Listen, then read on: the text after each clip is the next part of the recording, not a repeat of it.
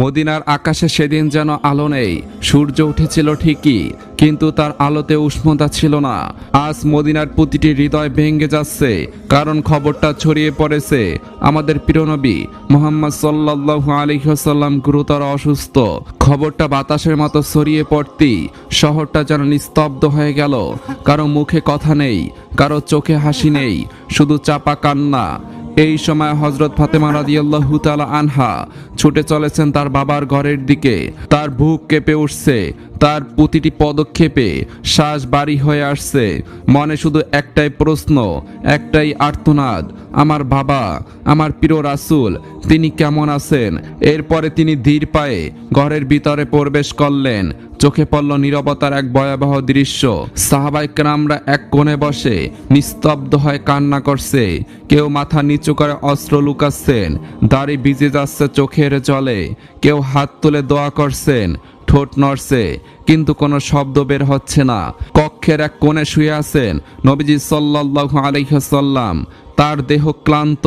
তিনি ধীরে ধীরে এগিয়ে এসে বাবার পাশে বসলেন। ঠিক তখনই নবীজি সাল্লাল্লাহু আলাইহি ওয়াসাল্লাম ধীরে ধীরে কথা বললেন। সে বলতে লাগলো, হে আয়েশা, আবু বকরকে খবর দাও। কথাটা সম্পূর্ণ হওয়ার আগেই ঘরের দরজাটা ধীরে ধীরে খুলে গেল। এরপরে হযরত আবু বকর রাদিয়াল্লাহু তাআলা আনহু ঘরের ভিতরে প্রবেশ করলেন। তিনি এগিয়ে এসে নবীজি সাল্লাল্লাহু আলাইহি ওয়াসাল্লামের কাছে বসলেন। মনে হলো তার সমস্ত শক্তি এই মুহূর্তে ভেঙে চুরমার হয়ে গেছে। উপস্থিত সবাই জানে আজকের প্রতিটি মুহূর্ত অমূল্য। এই আলো ভরা মানুষটিকে ধরে রাখার সময় আর খুব বেশি নেই। এই অনুভূতি ঘরের বাতাসকেও ভারী করে তুলেছে। নীরবতা আরো গভীর হয়ে উঠল। সবাই নিঃশব্দে তাকিয়ে আছে প্রিয় নবী মুহাম্মদ সাল্লাল্লাহু আলাইহি ওয়াসাল্লামের দিকে। ঠিক তখনই নবীজি সাল্লাল্লাহু আলাইহি ওয়াসাল্লাম ধীরে ধীরে মুখ তুলে আবু বকরের দিকে তাকালেন। তারপর নরম কণ্ঠে বললেন, হে আবু বকর, আমি তোমার হাতে একটি আমানত রেখে যাচ্ছি। তুমি আমার সাহাবীদেরকে দেখে রাখবে এবং সকল দায়িত্বের কথা মনে রাখবে। আবু বকর রাদিয়াল্লাহু তাআলা আনহুর চোখ বেয়ে বেয়ে অস্ত্র ঝরতে লাগলো। এই ছিল তার প্রিয় নবীর শেষ দায়িত্ব, শেষ উপদেশ, শেষ ভালোবাসার স্পর্শ। কথাগুলো শেষ হতে না হতেই ঘরের পরিবেশ হঠাৎ বদলে গেল। এক অদ্ভুত পরিবর্তন দেখা গেল। দেয়ালগুলো যেন নূরে ভরে উঠল। চারিদিকে ছড়িয়ে পড়ল এক অনন্য আলো, শান্ত, কোমল অথচ শক্তিময় আলো। হযরত আয়েশা রাদিয়াল্লাহু তাআলা আনহা বিস্ময়ে তাকিয়ে রইলেন। এমন আলো, এমন প্রশান্তি, এমন গভীর শক্তি তিনি আগে কখনোই দেখেননি। ঠিক তখনই সবার দৃষ্টি গিয়ে পড়ল ঘরের দরজার দিকে। বাহিরে দাঁড়িয়ে আছেন এক সুদর্শন ব্যক্তি। তার চেহারা সকলের কাছেই অজানা। নবীজি সাল্লাল্লাহু আলাইহি ওয়াসাল্লাম ধীরে ধীরে জিজ্ঞাসা করলেন, দরজার বাহিরে কি কেউ অপেক্ষা করছে? এই কথা শুনে হযরত ফাতেমা রাদিয়াল্লাহু তাআলা আনহা এগিয়ে আসলেন এবং তাকাতেই তার শরীর কেঁপে উঠল। ভয় আর শ্রদ্ধায় কাঁপতে কাঁপতে তিনি বললেন, ইয়া রাসূলুল্লাহ, আমি তাকে চিনি না। তিনি খুবই রূপবান একজন ব্যক্তি, কিন্তু আমি তাকে দেখিনি কখনো। তখন নবীজি সাল্লাল্লাহু আলাইহি ওয়াসাল্লাম মুস্কি হাসলেন। তারপর বললেন, হে ফাতেমা, তুমি তাকে কিভাবে চিনবে? তিনি তো এমন এক পরাক্রমশালী ফেরেশতা যিনি কখনো খালি হাতে ফিরে যান না। তিনি হলেন মালাকুল মাউত হযরত জিবরাইল আলাইহিস সালাম। ফাতেমার হৃদয়ে যেন থমকে গেল, শরীর কেঁপে উঠল, চোখ ভরে উঠল পানিতে। তিনি বাবার পাশে বসে পড়লেন, দুহাত ধরে রাখলেন তার হাত। ঘরের প্রতিটি কোণ ভারী হয়ে গেল। এমন সময় দরজায় ধীরে ধীরে পদধ্বনি শোনা গেল। হযরত আলী রাদিয়াল্লাহু তাআলা আনহু ঘরে প্রবেশ করলেন। চোখে গভীর কষ্ট, মুখে নিস্তব্ধতার ছায়া। তিনি এগিয়ে এসে প্রিয় নবীজি সাল্লাল্লাহু আলাইহি ওয়াসাল্লামকে বললেন, আসসালামু আলাইকুম ইয়া রাসূলুল্লাহ। তখন নবীজি সাল্লাল্লাহু আলাইহি ওয়াসাল্লাম তার প্রিয় চাচাতো ভাই এবং জামাতার দিকে তাকালেন। ঠিক তখনই মালাকুল মাউত হযরত আজরাইল আলাইহিস সালাম এগিয়ে এলেন। তার কণ্ঠ গম্ভীর কিন্তু সম্মানে পরিপূর্ণ। সে বলল, হে আল্লাহর রাসূল, আল্লাহ তাআলা আমাকে আপনার কাছে পাঠিয়েছেন। আপনি যদি অনুমতি দেন তবে আমি আপনার রূহ কবজ করব, আর যদি আপনি না চান তবে আমি ফিরে যাব। যতদিন আপনি ইচ্ছা করবেন ততদিন আপনি এই দুনিয়ায় অবস্থান করবেন। এমন সম্মান, এমন সুযোগ শুধু আল্লাহর রাসূলের জন্যই। নবীজি কিছুক্ষণের জন্য চোখ বন্ধ করলেন, শ্বাস বাড়ি হয়ে এলো। ধীরে ধীরে বললেন, হে আজরাইল, আমার এখনো আল্লাহর সঙ্গে একটি কথা বাকি আছে। তখন আজরাইল আলাইহিস সালাম ভক্তির সাথে মাথা নত করে বললেন, ইয়া রাসূলুল্লাহ, কোন কথা বাকি আছে? তখন নবীজি সাল্লাল্লাহু আলাইহি ওয়াসাল্লাম নরম কণ্ঠে বললেন, আমার প্রিয় ভাই জিব্রাইল কোথায়? আমি তার সাথে একবার দেখা করতে চাই। এই কথা বলা মাত্রই যেন আকাশমণ্ডলে প্রতিধ্বনিত হলো এমন এক অনুরোধ, এমন মুহূর্ত যে ফেরেশতাদের হৃদয়ে যেন কেঁপে উঠল। সেই সময় হযরত জিবরাইল আলাইহিস সালাম প্রথম আসমানে অবস্থান করছিলেন। নবীর ডাকে তার সত্তা কেঁপে উঠল। এক নিমেষে ভর্জের গতিতে তিনি নেমে এলেন। ঘরে ভরে উঠল এক অন্যরকম নূরের আলো, এত প্রশান্ত, এত পবিত্র, যেন জান্নাতের সুবাস ছড়িয়ে পড়ছে। হযরত জিবরাইল আলাইহিস সালাম ঘরে দাঁড়ালেন, চোখে অস্ত্র, মুখে ভালোবাসা ও বেদনার ছাপ। তিনি বললেন, হে আল্লাহর রাসূল, আপনি কেন কাঁদছেন? এই প্রশ্ন শুনে নবীজি সাল্লাল্লাহু আলাইহি ওয়াসাল্লামের চোখ দুটি অস্ত্রতে ভরে উঠল। দুর্বল দেহে সামান্য নড়াচড়া হলো। হে আমার প্রিয় ভাই জিব্রাইল, আমি এই দুনিয়া থেকে বিদায় নেওয়ার সময় একটিমাত্র চিন্তায় আছি, আমার উম্মতদের জন্য। তারা তো গুনাহ করে, দুর্বল, বারবার ভুল করে। আমি তাদের ভবিষ্যৎ নিয়ে খুব উদ্বিগ্ন। তুমি কি আমার আল্লাহর কাছে গিয়ে তাদের ব্যাপারে জেনে আসতে পারো? এই কথাগুলো শোনার পরে ঘরের ভিতরে তখন আর কেউই নিজেকে ধরে রাখতে পারল না। সবাই কান্নায় ভেঙে পড়ল। হযরত ফাতেমা রাদিয়াল্লাহু তাআলা আনহা জোরে জোরে কেঁদে উঠলেন। নবীজিও কাঁদছেন, নিজের কষ্টে নয়, নিজের বিদায়ের জন্য নয়। তিনি কাঁদছেন শুধুমাত্র তার উম্মতদের জন্য, যে উম্মতকে তিনি কখনো দেখেনি। তবু সেই উম্মতদের জন্য তার হৃদয়ে ছিল শেষ মুহূর্ত পর্যন্ত ভালোবাসা ও মায়া। জিবরাইল আলাইহিস সালাম গভীর শ্রদ্ধায় মাথা নত করলেন, ইয়া রাসূলুল্লাহ, আমি এখনই আরশের দরবারে যাচ্ছি। এই কথা বলি এক নিমিষে তিনি ঘর থেকে অদৃশ্য হয়ে গেলেন। হযরত জিবরাইল আলাইহিস সালাম আরশের দরবারে পৌঁছানো মাত্রই আসমান মণ্ডল যেন কেঁপে উঠল। অসংখ্য ফেরেশতা স্তব্ধ হয়ে তার দিকে দিয়ে আসলো। কিন্তু আজ সেই অতুলনীয় শক্তিধর ফেরেশতা কাঁদছেন। তার অস্ত্র আসমানের পরিবেশকে ভারী করে তুলল।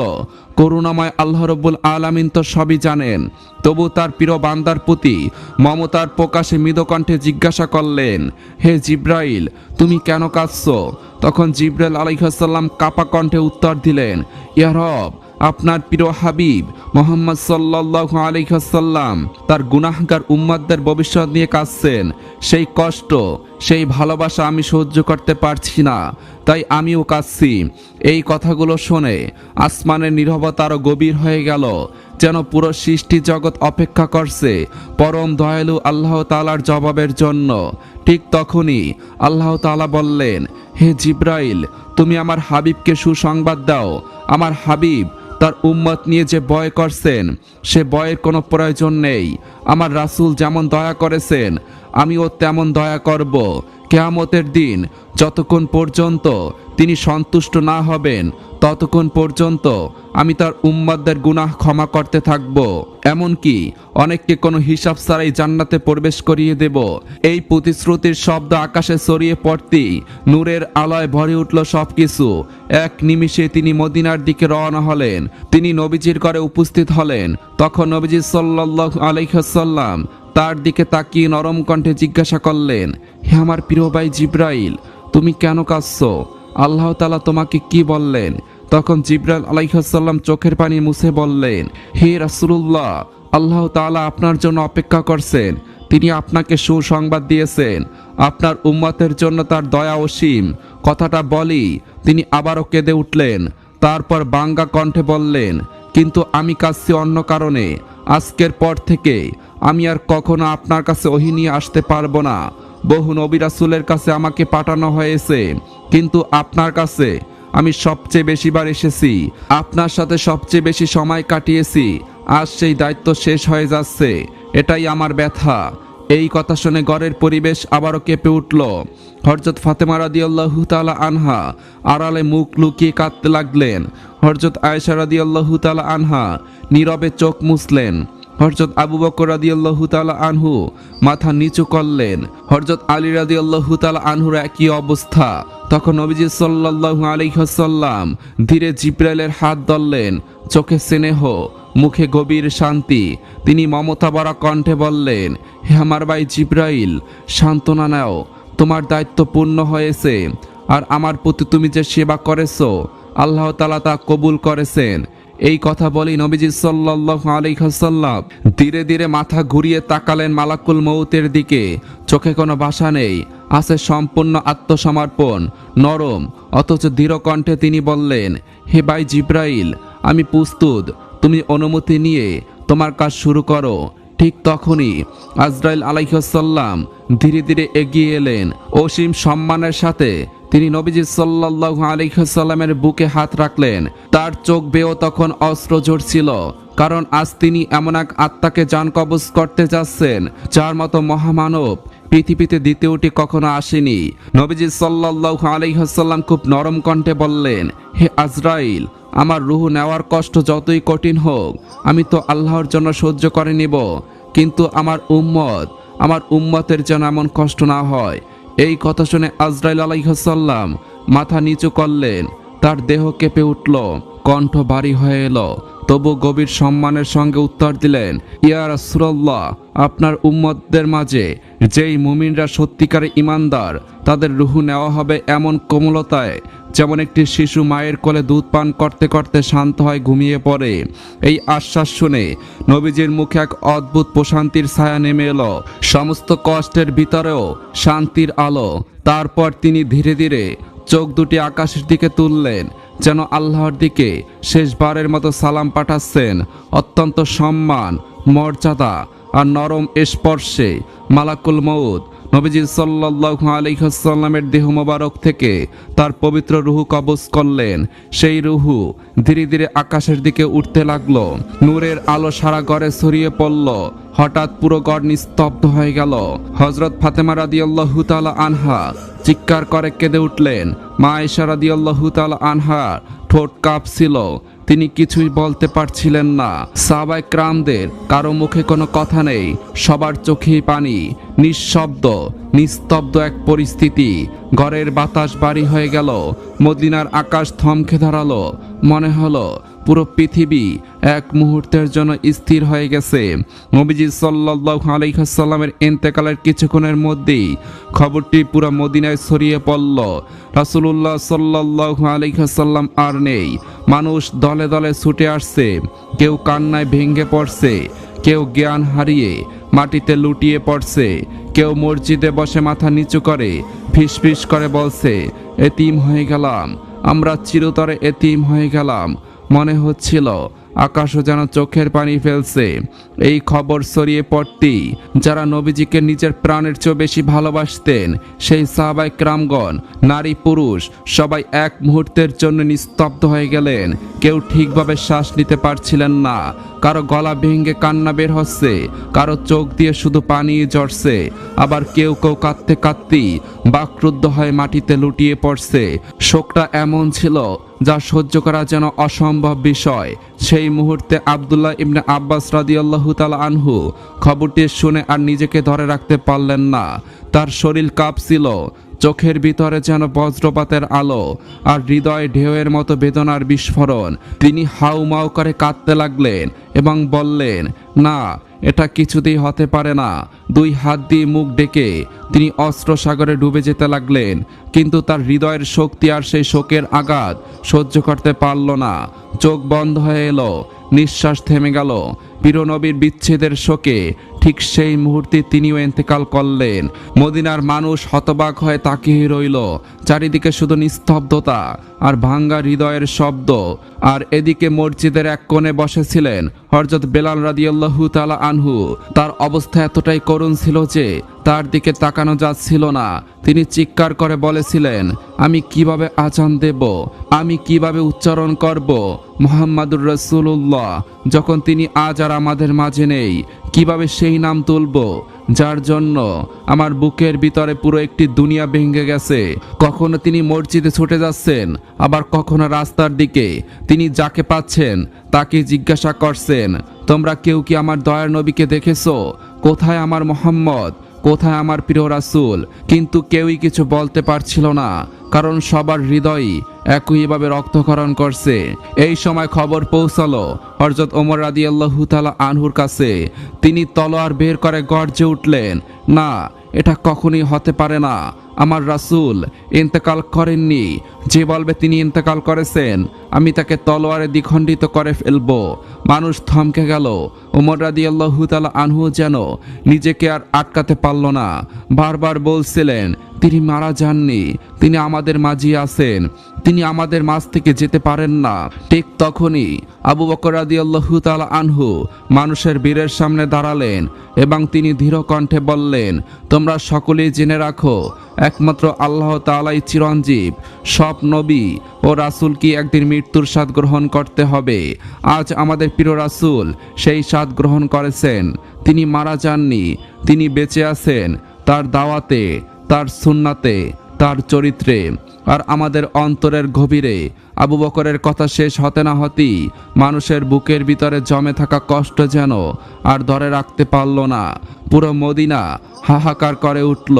এদিকে ফাতেমা রাদিয়াল্লাহু তাআলা আনহা অনেক অনুনয় বিনয় করে কাপা কণ্ঠে তিনি বলছিলেন, হে আমার প্রিয় আব্বাজান, আল্লাহর ডাকে সাড়া দিয়ে জান্নাতুল ফেরদাউসে এভাবে চলে গেলেন, কিন্তু আমার এই অন্তরের জ্বালা, এই শূন্যতা, এই খোঁজ রাখবে কে?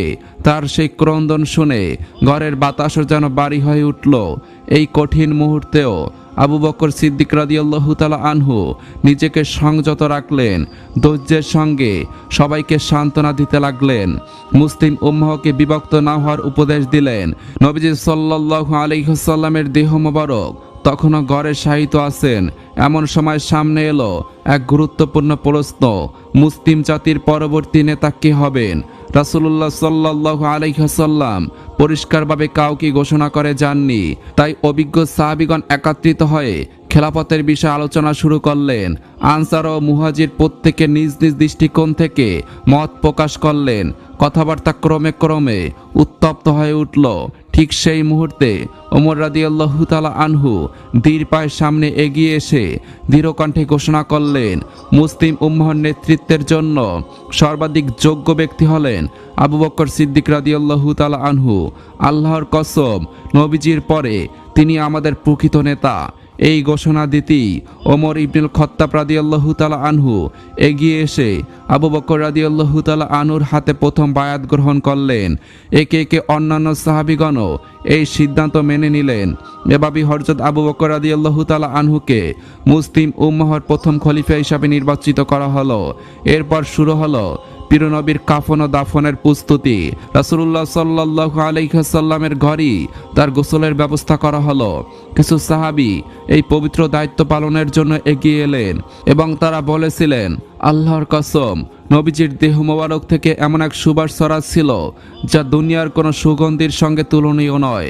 মনে হচ্ছিল পুরো ঘর যেন জান্নাতের ঘ্রাণে ভরে গেছে। এই সময় এক সাহাবী কাপা কণ্ঠে অনুরোধ করলেন, তিনি কি এই পবিত্র কাজে অংশ নিতে পারেন? তখন ওসামা ইবনে যায়েদ রাদিয়াল্লাহু তাআলা আনহু পানি এনে দিলেন।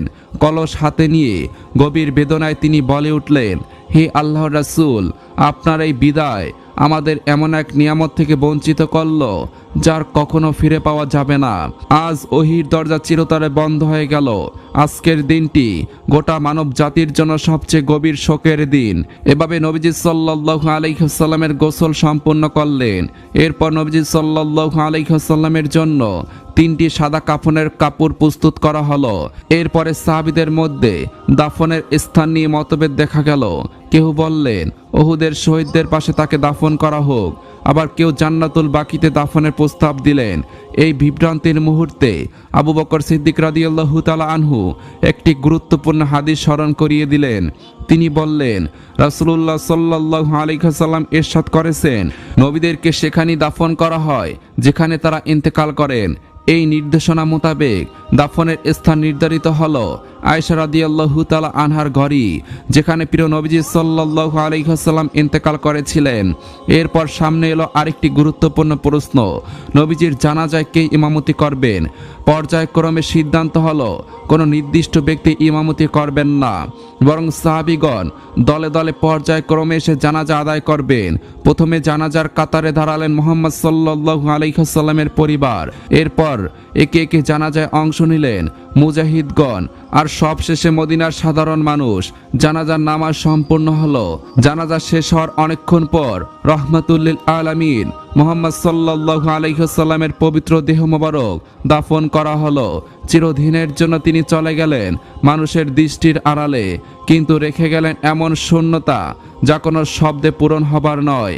এরপরে ধীর পায়ে কবরের কাছে এসে দাঁড়ালেন ফাতেমা রাদিয়াল্লাহু তাআলা আনহা।